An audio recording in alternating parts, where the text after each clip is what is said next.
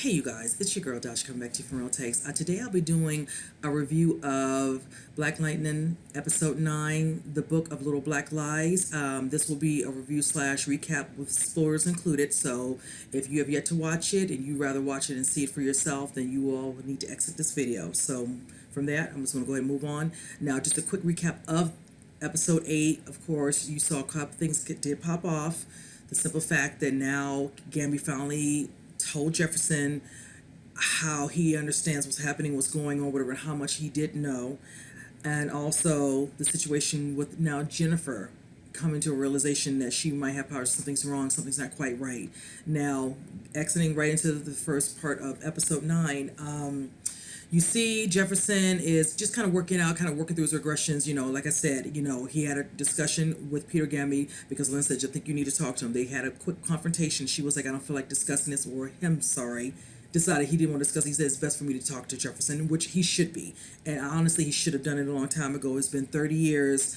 Shouldn't have took him this long, but okay, things, it happens. And now it's just like, make what you did wrong right now, and he's trying to do the right thing, because now it's starting to culminate where, since he is basically under lockdown for the simple fact that he's being framed, and now he has to clear his name, and basically Peter Gamby knows the extent of what's doing, what they're trying to do, because they said if they see him on site, it's going to be shoot to kill.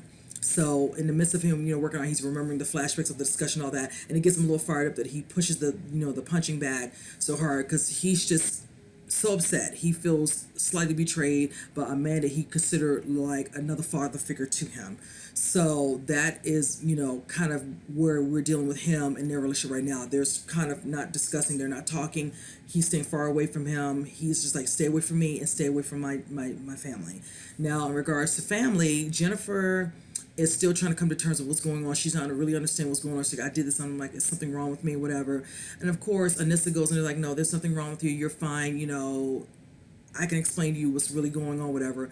Now, let me tell you, the way she went about it was not helpful at all. You go in your sister's room, you're talking to her, and you're like, okay, she's saying all these things. She's like, you're not crazy, this. So she chooses to pick up her bed, freaking her out even more, on top of how she already feels, not understanding and being totally confused as to what the heck. Then she tells her, I have powers, I have this, Dad does too, he's Black Lion. It's like all this information coming at her too fast. She's feeling overwhelmed, and rightfully so. Goes down to her father to confront her, to tell her, and this is, she's saying all these things, I don't understand what she's saying. Of course, he looks at her and gives a look like, really, girl? Like, what are you thinking? And she's standing there, yeah, you messed up. And then he has to at least admit, yeah, it's true, I am Black Light. That's not the way he wanted to do it, and we all know that's definitely not the way he would want it to. And then, of course, her response is, so all this time you've been lying to me. And yes, he has been lying to you, and it is true. I know he doesn't like that. Same thing how he's mad at Peter Gamby. Yeah, you've been keeping this from your kids. They are not that young to not understand what's going on. Your daughters act full grown. Of course, the other one is the oldest, in her 20s, and then this one thinks she's in her 20s too, but she's old enough to know, yeah, you're lying to me. So of course they're mad. I love the scene where Lynn had to come in there and had to check Anissa for what she did, because of course, well, this. No, we understand what you feel, but she's not your child. She's our child. That's not your place. You are not the parent here. You're the kid still. We're your parents. You don't get to make these rash decisions. Yeah. So when she checked her, like, and I love that scene because she came back down to realizations, to earth, and she respected her parents because she was trying to go there and mommy wasn't having it. That's the one thing I love about this family dynamic, because it keeps it very real with certain instances with things like this, and I love that. Like, okay, you try to go there, mom said what she needed to say, and you brought it back down, and you show the respect that you're supposed to show, your respect to your parent, and it's refreshing to see it, on camera, to see how it can actually happen, and done in a respectful manner. So with that, they're trying to decide what to do. So basically, he says to go clear his name. His daughter wants to be helpful, and she's like, if you all don't let me help you, I'm going to sneak it, and I'm going to find out. And that's when Linda's like, okay, go out there, be careful, and then of course he's like, okay, let's go. We need to go over to the, to the court place, find some documents to figure out some things, because of course, from what Lynn found in that box, due to Anissa, a lot more stuff is in there, of course, about a particular case coming up with a politician, all that, and of course, that's where Tobias Wells comes into play. This particular episode, Tobias was nowhere in this. I'm going to tell you like this. I can only imagine if he's not in this next one coming up, maybe the following ones, because we only have 4 left, you guys. It's only 4 more episodes left. It goes up to episode 13. I can imagine the rage. I feel like it's a build up to something's going to happen. Furthermore, even with Khalil and in him, because Khalil's not has not been in the last couple episodes either. He's helping to help him to walk and do all these little things he wants him to do to be, like a new puppet he's going to utilize to get is the most effective that he needs to get done to prove that he's not to be messed with, in Freeland. So that's going to be awesome. I'm looking forward to that because I feel it's coming, you guys. I had to just throw that out there. I'm as excited. The season so far has been great. So moving on. It shows that Peter Gammey's trying to do what's right and find out more information to kind of help, Jefferson, even though he doesn't want him, just to kind of help figure out where exactly is happening, what's going on. So he basically ends up hiding in a gentleman's car, and he comes up and he kind of blindsides him with a syringe in his neck, whatever, putting some sort of poison, like a snake poison, into his body. He has the antidote remedy he needs to follow instructions, whatever, and all that. But he's like, give me the name of the person I need so I can find out the information that I need. Now, mind you, if you all recall the following episode, he was speaking to a very, arrogant villain named Proctor, a very well-known actor. I can't remember his actual name, but just some of the things that he was saying, just how he feels about the people. They fry this, they're only good for this, and we want to do this testing, all that, and then get up out of here. They're only good for one thing. Just all vulgar, just all around, true villain style, comments, whatever, similar to how Tobias sometimes feel about his own people and the way he acts, and just the things that come out of his mouth too. It's just like, you just like, really? So he needs the information to figure out where's the location, what's going on, also to figure out, where are these particular machines that were used on Lady Eve and is causing this damage, which has put Jefferson in a situation where Black Lightning can't come out and do what he needs to do to protect Freeland. So that's why his daughter, they show them going through some paperwork, finding some certain things, and she's very helpful in that way, and I love that they're working together. She's listened to her father. He's letting her know about certain things he's done all those years when he was playing his role as Black Lightning, to know how to do certain things, like when you're doing investigative work, how to handle that and tackle that, whichever. And definitely use, like he said, more brains, less brawn. And I love that they are innovating that into the scenes. It's not have to always be her kicking butt, because you can tell sometimes she's ready to do that, but she has to learn, and he's making her learn the right way. So it's awesome. So with that, he gets the name of the person he needs in the location. He gives the guy his little, antidote, instructions, like good luck, follow it, you should be fine. Hilarious scene. But it lets you know, yeah, Peter can go to extremes if he wants to as well. He likes to come off very, nonchalant about certain things, but he has in him, especially after he killed that guy, from the last, couple episodes ago at the club. So he can play dirty too if he wants to. He's very, somber most times, but he's been doing this stuff a long time, and he has to do things to cover himself because, he knows what company he worked for and the things that they have done, clearly. So with that, it shows him finding the facility. He's up in the hatch of the building, on the top hatches, climbing through, and he sees what looks like to be metahumes that are in some type of chronological type of capsule. And he has a flashback where he remembers a situation where he was watching some young teenage boys playing basketball, and one of them does a particular dunk that's from a far away from the dunk, and you can clearly tell, no, he's not Michael Jordan. Yeah, you have powers. And of course he gets on his little walkie-talkie or his phone, he says, I found another one, and just remembering the things that he wishes that he had not done. And now he knows what he needs to do. He definitely, from what I feel, is going to probably reach out to Jefferson and figure out what he needs to do. Now, the thing I did like is that when Anissa, Lynn, and all of them were together talking about what to do, and she wanted to be helpful, she's like, well, let me go talk to Uncle, Gamby. And he's like, no, he shut that down. She's just like, what? They do eventually meet up, Peter, Gamby, and Anissa. She goes in there, and of course, she knows, a little bit of what's going on, but she was like, I want to judge for myself. And I like that she said that, because as much as her father hates it, he's protecting him, I don't like what Peter Gammey's done, and I will admit that. 30 years, yeah, that he has every right to be angry, and Jefferson definitely, but if he really wanted to do something to you, he would have given you away a long time ago. So in that instance, he is as a caring man for you and the family. He would never jeopardize. He would do whatever he needs to do. He has the technology to do whatever he needs to do to protect you as well. He's helping him day to day with his suit, any issues that he has or whatever. Same thing with Anissa. So it's like they know it. You can be upset about it, but let's be real. He has been very helpful and very integral in the things that he needs to get done. But like I said, the lies need to stop. You need to come clean. Hopefully Jefferson can move past this. But I like that she's like, I want to make that decision for myself. It was not his choice to tell, even though he's her father, she is an adult. And let her make that decision herself. I don't particularly care that he felt the need to tell her to do that, whatever. That's why I'm glad that she went to see him. Plus, the fact that she went to see him, she wouldn't have gotten her new suit. And let me tell you, that suit was everything. Now, mind you, there were pictures that were out. You can go on Google, and there are pictures everywhere.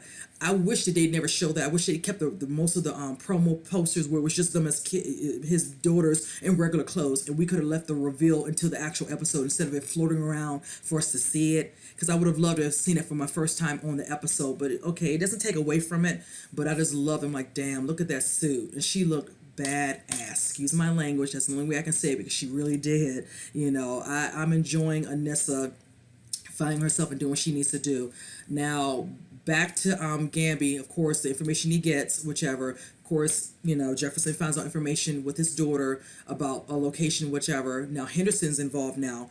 And at the beginning of the episode, he does receive a call, and he's like, I gave you this, why did you send somebody up? But see, Henderson knows there's so many bad cops on the force. There's only so many people you can trust. And one in particular made himself very well known because after they got that little call on a couple episodes ago where Jefferson was having a problem with his suit, and then Gamby came up, scooted him up just in the nick of time. That cop had gotten a tip, but when you look at the phone, you could tell who it was that was reaching out to him. Tobias is right hand guy. So in that end, that's exactly the situation. You got this particular cop working with them. They have the particular ammunition that they use that they can use to kind of deal with Black Light if he comes out and exposed. Now with that, they're working alongside of Proctor as well, the main villain, talking to Gamby when they were having that meet up in the cars. And I thought that was very interesting. Now, when Jefferson and Anissa, Black Lightning and Thunder, let me call them what they were, because that was what they were at that moment when they went into this particular facility. I want to know, why is Proctor there? If you're one of the head honchos, why are you doing, the ladder work? You would have somebody else go there. So in case, now granted, I didn't see if he didn't get caught.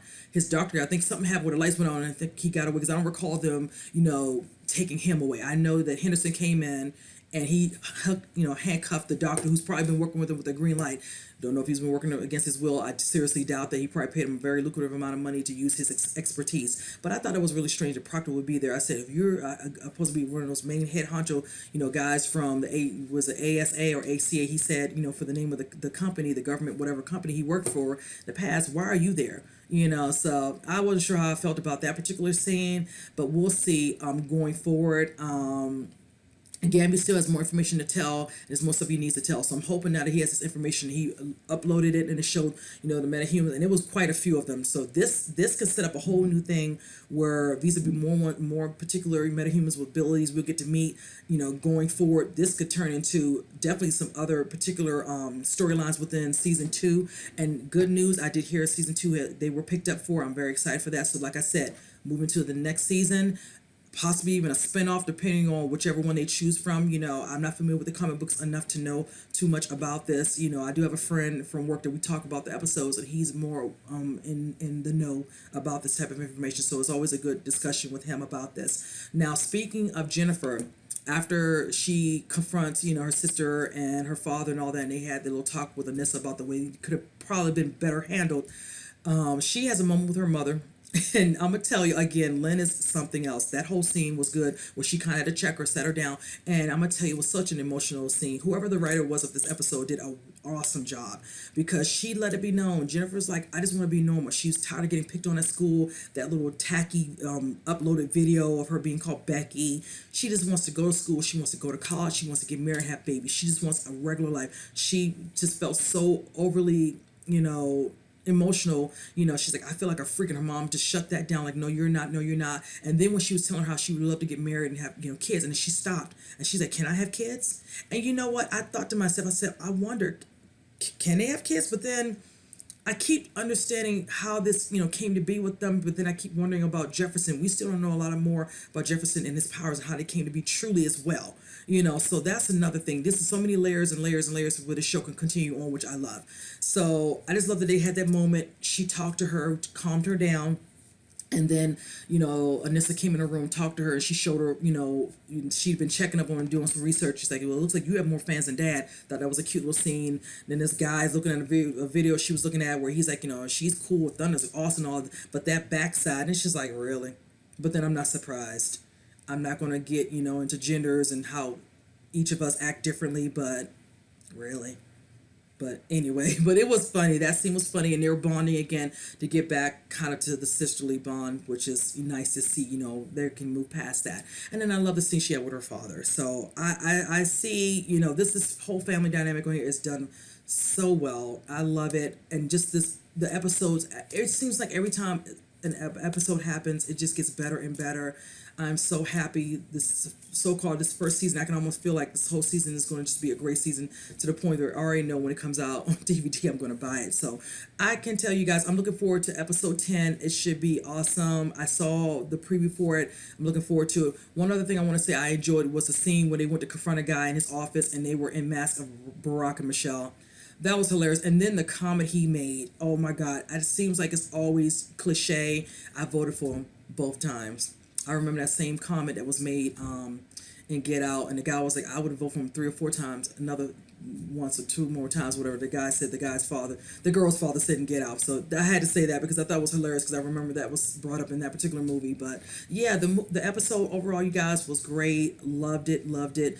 I'm looking forward to, like I said, seeing what's going to happen with Tobias when he comes back because the last 2 episodes he's not been, here. You remember his sister was shot. Well, the gun was shot, whatever, but it ricocheted due to Black Lightning deterring the bullet. So that anger is festering and festering. So it's coming, you guys. It's coming. So I'm looking forward to his scenes when he's going back on it because he's going to want that vengeance for sure.